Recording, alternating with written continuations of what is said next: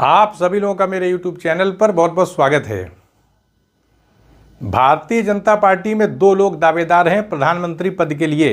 अभी आपके सामने बहुत सारे तथ्य प्रस्तुत किए जाएंगे, जिसके आधार पर जो आकलन किया जाएगा उसके तहत हम ये समझने की कोशिश करेंगे कि आगे घटनाक्रम राजनीति में किस तरह से घट सकता है। यानी अमित शाह के अधीन चीज़ें जाएंगी कि योगी आदित्यनाथ ही भारत के अगले प्रधानमंत्री बन सकते हैं। हालांकि हम देखें, ये नहीं कहा जा सकता, राजनीति में कुछ भी हो सकता है। कांग्रेस पार्टी भी चुनाव जीत सकती है, राहुल गांधी भी प्रधानमंत्री बन सकते हैं, कोई और भी प्रधानमंत्री बन सकता है कांग्रेस के समर्थन के द्वारा अगर चुनाव होता है। और इसी तरह से ये भी कहा जा सकता है कि वर्ष 2029 से पहले भी चुनाव हो सकता है, वर्ष 2029 में भी हो सकता है, और अगले प्रधानमंत्री के कार्यकाल के तौर पर हम श्री नरेंद्र मोदी को ही देख सकते हैं, उन्हीं को भी देख सकते हैं। तो किसी प्रकार की भी परिस्थिति निर्मित हो सकती है।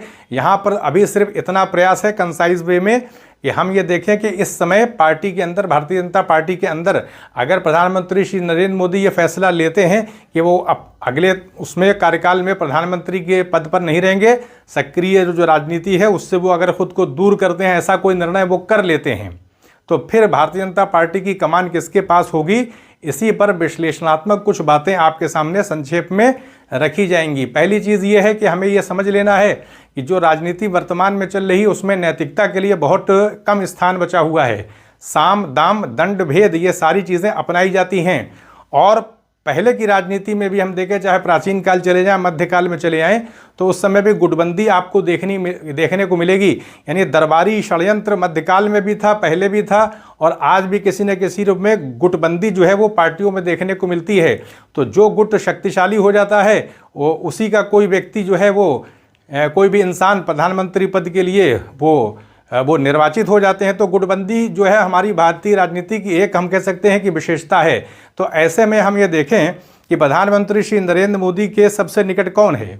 अगर हम भारतीय जनता पार्टी का ढांचा देखें, हमें क्योंकि विश्लेषण करना है, तो हम भारतीय जनता पार्टी का वर्तमान जो ढांचा है उसको देखेंगे। तो अभी ढांचा अगर देखें तो जितने भी मुख्यमंत्री हैं वो ज़्यादातर जितने मुख्यमंत्री सब प्रधानमंत्री श्री नरेंद्र मोदी के तहत ही चयनित किए गए हैं। तो वो उन्हीं के प्रति लॉयल होंगे, मानी बात है, वो अपनी भक्ति तो उन्हीं के प्रति रखेंगे। तो अगर हम देखें, चाहे वो केंद्रीय मंत्रिपरिषद में देखें, तो जितने भी सदस्य वहाँ पर नियुक्त किए हैं मंत्री के तौर पर, वो सब कहीं ना कहीं मोदी जी के द्वारा ही चयनित किए गए हैं। कुछ लोगों को छोड़ दिया जाए जो कि प्रतिष्ठित हैं, जैसे नितिन गडकरी हैं, जिनको कहीं ना कहीं आरएसएस का समर्थन है और उन्होंने कार्य करके भी दिया हुआ है। उनके समय में सड़कों का एक पूरा जाल बिछाया गया। काफ़ी हद तक भारत के अंदर हम कह सकते हैं कि सड़कों की व्यवस्था जो है वो पहले से बेहतर हुई है। इसी तरीके से राजनाथ सिंह का भी एक, हम कह सकते हैं कि उनकी भी एक गरिमा है। तो अटल बिहारी वाजपेयी के समय से जो भी लोग थे उसमें से कुछ ही लोग अब बचे हुए हैं, बाकी लोगों को कहीं ना कहीं धीरे धीरे वो निकाला जाता रहा, समय के साथ हटा दिया गया। और इस समय तो हम कह सकते हैं कि पूरी तरह से कमान प्रधानमंत्री श्री नरेंद्र मोदी के अधीन ही है। तो पूरी पार्टी का जो ढांचा है उसमें निष्ठा उन्हीं के प्रति समर्पित है। तो ऐसे में वो अपने मित्र, हम कह सकते हैं कि गुरु और शिष्य की भूमिका में हम देख सकते हैं। वो अमित शाह से उनके बीच जो रिश्ता है बहुत पुराना है। तो ऐसे में किसी और के लिए कोई स्पेस बचेगा नहीं, क्योंकि जिस तरह से अमित शाह ने उनकी सेवा की है लंबे समय से, पार्टी के अंदर पूरा संचालन करना, कठोर परिश्रम, हम कह सकते हैं कोई भी इंसान ऊपर पहुंचता है भारत जैसे देश में तो ये आसान नहीं है। तो ऐसे में राजनीतिक परिप्रेक्ष्य में हम चीज़ों को देख रहे हैं, चरित्रगत नहीं हमें देखना है, नैतिकता को हमें पीछे रखना है। हमें सिर्फ ये देखना है कि कौन कितना परिश्रम कर रहा है। 24 घंटे की राजनीति में अगर देखें तो भारतीय जनता पार्टी दूसरी पार्टियों से कहीं ज़्यादा तेज़ नज़र आती है, इसीलिए तो वो सत्ता में है। उसका जो संगठनात्मक ढांचा है, उसकी जो व्यवस्था है, जो हम कह सकते हैं कार्यालय आप देखें अलग अलग शहरों में बनाए जा रहे हैं, धन भी प्राप्त हो रहा है। तो ये सारी चीज़ें कैसे हो रही हैं?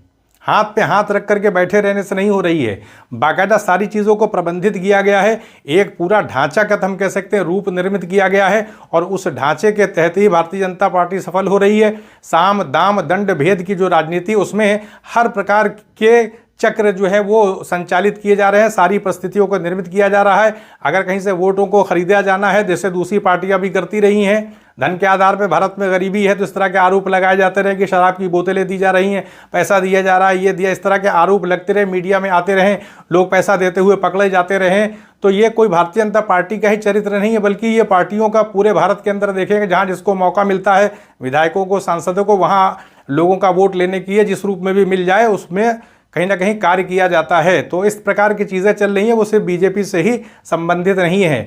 हम ये कह सकते हैं कि आने वाले समय में उत्तर प्रदेश की राजनीति में आपको गर्मी देखने को मिल सकती है कुंभ मेले के बाद, क्योंकि उत्तर प्रदेश के अंदर भी बहुत सारे पदाधिकारी ऐसे हैं जो प्रधानमंत्री यानी बीजेपी अमित शाह के समर्थन में यहाँ पर बैठे हुए हैं, मौके की तलाश में है। राजनीति में कोई भी फैसला मौके की तलाश को देख करके किया जाता है, ऐसे कोई भी कार्य नहीं किया जाता है।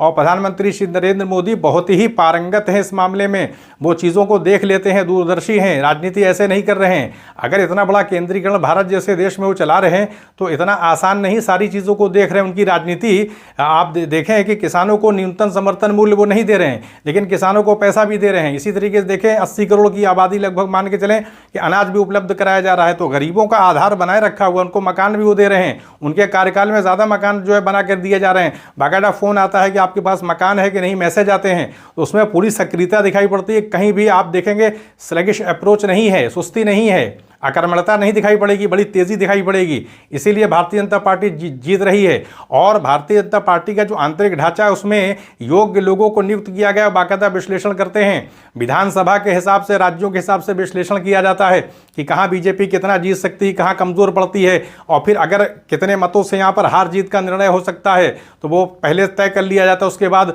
अगर ये डिसाइड कर लिया कि यहाँ 15,000 से 20,000 से हार हो सकती है तो कितने लोगों का नाम जो है वो कटवाया जा सकता है। ये कोई भाजपा का ही चरित्र नहीं है, ये पहले से ही पार्टियां करती रही हैं, तो बीजेपी को हम क्यों एक्सक्लूड कर देंगे उसमें से। तो नाम बदलने की इस तरह से चर्चा आती रहती है, जैसे महाराष्ट्र के चुनाव में आती रही कि एक ही बिल्डिंग से इतने हजार लोग निकल पड़े। तो वो सारा साम दाम दंड भेद जब चल रहा है तो उसमें सब कुछ पहले से डिसाइड करके, विश्लेषण करके रिपोर्ट होती है, बाकायदा उसमें मोहर लगती है, फिर किसके आधार पर कैसे वोट ट्रांसफ़र होगा, कैसे कार्यकर्ता घर घर पे जा करके लोगों को लेके जाएंगे, सारा प्रबंध करना पड़ता है। उसमें बीजेपी के पास कार्यकर्ता भी हैं, पैसा भी है, इसलिए बीजेपी जीत रही है। तो हम कह सकते हैं कि बीजेपी के अंदर जो ढांचा बना हुआ उसमें अब शिवराज सिंह चौहान थे तो एक कहीं ना कहीं प्रबल दावेदार वो भी थे, उनकी भी संभावना थी, संभावना के तौर पर राजनीति को देखा जाता है। अब क्योंकि उनकी संभावना थी तो लेकिन उनको हटा दिया गया मुख्यमंत्री के पद से। अमित शाह को ही अगर अगला कोई हम कहते हैं बीजेपी से प्राइम मिनिस्टर बनेगा तो उसकी अगर संभावना हम विश्लेषण करें, उसको चेक करने की कोशिश करें तो अमित शाह के अलावा कोई और ऐसा नहीं हो सकता जिसको प्रधानमंत्री श्री नरेंद्र मोदी गद्दी देने के बारे में सोचेंगे, क्योंकि सेवा करने वाले को ही दिया जाता है। इसीलिए तो गृह मंत्री उनको बनाया हुआ है, और एक लंबा साथ है और एक ही राज्य के दोनों लोग हैं भी, तो किसी और के लिए वो कैसे वातावरण निर्मित कर देंगे। और अगर कोई ऐसा दावेदार खड़ा भी होगा तो उसको राजनीतिक हम कह सकते हैं कि षड्यंत्र के अधीन, किसी उपाय के अधीन निकाल करके निष्क्रिय कर दिया जाएगा। अब योगी आदित्यनाथ जो है वो कहीं ना कहीं माना जाता है कि अंदर से मनमुटाव चलता रहता है। अक्सर इस तरह की मीडिया में आपको रिपोर्ट आती रहेगी, क्योंकि नितिन गडकरी के खेमे के वो माने जाते हैं। बीजेपी के अंदर भी बहुत सारे ऐसे नेता हैं जो प्रधानमंत्री श्री नरेंद्र मोदी के अधीन जो जिस तरह से केंद्रीकरण की प्रवृत्ति चल रही है उसको पसंद नहीं करते हैं, क्योंकि वो अटल बिहारी वाजपेयी के पीरियड की व्यवस्था को पसंद करते हैं। लेकिन अब चल नहीं पा रही है। ऐसा होता है कि आप देखें कि दिल्ली सल्तनत में ही अगर आप जाएं तो बलबन को भी अपना इलाका छोड़ने के लिए कह दिया गया था, सुल्तान ने कह दिया था और बलबन चले भी गए थे। दरबारी राजनीति ऐसी थी कि वो छोड़ करके चले गए थे, बाद में हालांकि बलबन राजा बन गए थे। तो कहने मतलब इतिहास से हमें बहुत कुछ सीखने को मिलता है। तो दरबारी राजनीति में कब कैसी परिस्थिति होगी कोई जान नहीं सकता है। तो योगी आदित्यनाथ को हम कह सकते हैं कि जो प्रबल उनकी दावेदारी है, लोग मान के चलने कहीं ना कहीं जन समर्थन उनके प्रति है। लेकिन उत्तर प्रदेश में हार भी बहुत बड़ी हुई है। बीजेपी इसीलिए समर्थन कहीं ना कहीं लेना पड़ रहा है। नीतीश कुमार कह सकते हैं और चंद्रबाबू नायडू के अधीन ही सरकार चल रही है, समर्थन पे तो चल रही है, तो किस लिए चल रही है। बाकी प्रदेशों में तो अच्छा प्रदर्शन रहा, लेकिन उत्तर प्रदेश में नहीं हो पाया। और जबकि योगी आदित्यनाथ के अधीन ही उत्तर प्रदेश की व्यवस्था भी चल रही है। वो ये कह भी रहे हैं कि हमने शासन कहते हैं कानून को जो है सख्त किया हुआ है, सब कुछ है, लेकिन राजनीतिक अगर घटनाक्रम की दृष्टि से देखें तो परिणाम नहीं निकाल पाए वो। और अप्रत्याशित ढंग से समाजवादी पार्टी जीत करके आई है, जबकि सारी सुविधाओं के होते हुए भी बीजेपी को अच्छा प्रदर्शन करना था, नहीं हो पाया। तो कहीं ना कहीं ये कमजोरी आ रही है। तो अगला जो वर्ष 2027 में चुनाव होना है, तो इस बारे में विद्वानों का भी मानना है और इसकी पूरी संभावना है कि वो योगी आदित्यनाथ के अधीन हो पाएगा कि नहीं हो पाएगा, इसमें भी अभी संशय है। क्योंकि उनकी संभावना को अगर वक्त से पहले समाप्त नहीं किया गया, राजनीतिक हम कह सकते हैं कि राजनीति के धरातल पर हम ये सोच रहे हैं, जहां अवसरवाद अपने लिए, अपने किसी निष्ठावान कार्यकर्ता के लिए अगर हमको कुछ समर्पित करना है तो पहले से ही तैयारी की जाती है। तो ऐसे में जब पूरी पार्टी का ढांचा प्रधानमंत्री श्री नरेंद्र मोदी के अधीन चल रहा है तो ऐसे में ये सोच लेना कि अमित शाह को कोई दूसरा और नेता बीजेपी का प्रतिस्थापित कर देगा, इसकी संभावना बहुत कम है, दिखाई नहीं पड़ रही है। वो बात दूसरी है कि अगर हम भाग्य में विश्वास रखते हैं तो अगर भाग्य में योगी आदित्यनाथ जी के उसमें लिखा होगा भारत का प्रधानमंत्री होना समय के अधीन, कभी भी अगर मान ली वो समय आता है तो अगर भाग्य में है तो फिर कोई हटा नहीं सकता, कितना भी कुछ भी कर लिया जाए कहीं ना कहीं चीज़ें परिवर्तित हो जाती हैं। लेकिन अगर हम सांसारिक दृष्टिकोण से विचार करेंगे, तथ्यात्मक ढंग से सोचेंगे, परिस्थितियों के हिसाब से विचार करेंगे तो अभी उनके पास इतनी मजबूत लॉबी नहीं है, विधायकों का भी बहुत बड़ा समर्थन नहीं है और पार्टी के अंदर उनकी भूमिका जो है वो हम कह सकते हैं कि इतनी मजबूत नहीं है कि वो खुलकर टक्कर ले सकें या ऐसा कोई साहस दिखा सकें।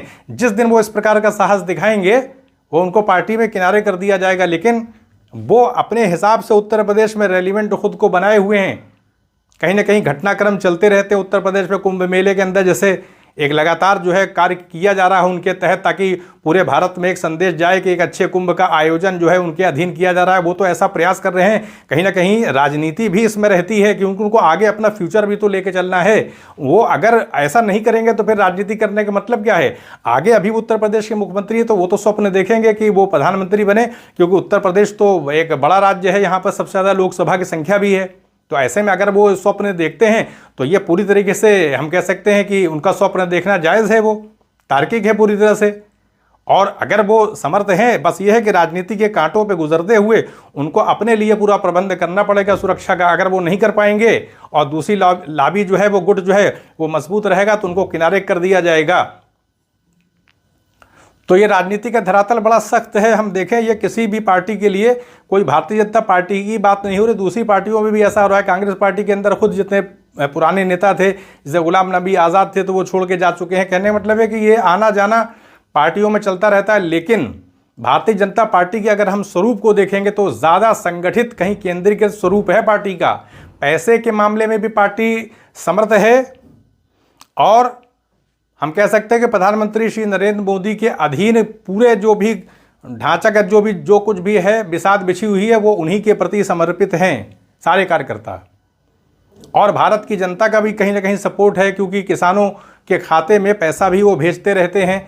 वो चाहे न्यूनतम समर्थन मूल्य न दें, लेकिन किसानों को ऐसा नहीं कि पूरी तरीके से छोड़ दिया है, पैसा भी जाता है समय समय। मोबाइल में जब पैसा आता है तो कहीं ना कहीं जो क्रोध होता है वो कुछ न कुछ रूप में ठंडा हो जाता है, चाहे वो जितना भी पैसा पहुंच रहा हो। इसी तरीके से लोगों को अनाज मिल रहा है, सदस्यों के हिसाब से मिलता है। तो अगर 25-30 किलो हम कहते हैं कि मिल जा रहा है खाने के लिए, जब बहुत ज़्यादा गरीबी है तो उतना भी सहारा बहुत बड़ा हो जाता है। तो जनता का कहीं ना कहीं जब अनाज मिलता है तो उनको लगता है कि हमारे निरंतर प्रबंध किया जा रहा है और लगातार उसमें बड़ा है। हम कह सकते हैं कि जो वितरण व्यवस्था है वो बड़ी ही कह सकते हैं कि उसमें किसी तरह की कोई खामी, कोई त्रुटि नहीं हो पाती है। लोगों को सही समय पर चीज़ें मिल जाती हैं, क्योंकि प्रबंधन करने में प्रधानमंत्री श्री नरेंद्र मोदी बहुत ज़्यादा कुशल हैं। उनका जो प्रबंध है, हम कह सकते हैं, चाहे मीडिया के मामले में हो, किसी भी इवेंट को वो इस तरीके से आयोजित करते हैं। उनको पता है, लोगों की मानसिकता पता है। राजनीति के हम कह सकते हैं कि बहुत मंझे हुए वो उनको हम राजनेता के तौर पे देख सकते हैं। इसीलिए वो भारत की सत्ता को चला रहे हैं। दूसरी पार्टियों को उन्होंने पराजित कर रखा है अपनी नीतियों की वजह से।